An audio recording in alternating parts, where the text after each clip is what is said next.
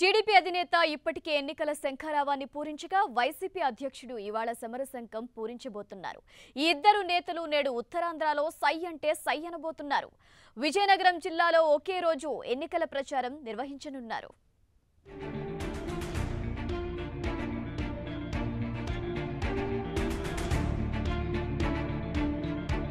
TDP అధినేత చంద్రబాబు, ప్రతిపక్ష నేత జగన్ ఇవాళ ఏపీలో సుడిగాలి పర్యటనలు చేయనున్నారు.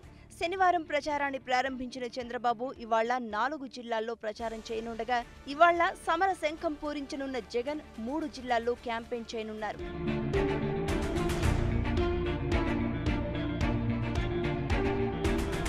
అయితే ఇరు పార్టీల అధినేతలు ఇవాళ విజయనగరం జిల్లాలో ఎన్నికల ప్రచారంలో పాల్గొనబోతున్నారు. దీంతో జిల్లాలో ఒక్కసారిగా పొలిటికల్ హీట్ పెరిగింది.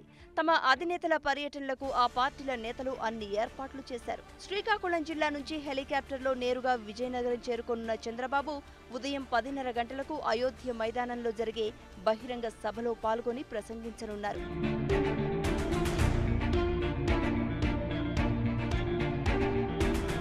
అటు విశాఖ జిల్లా నరసీపట్నం నియోజకవర్గంలో తొలి ఎన్నికల బహిరంగ సభ నిర్వహించనున్న జగన్ అక్కడి నుంచి నేరుగా విజయనగరం జిల్లాకు చేరుకుంటారు.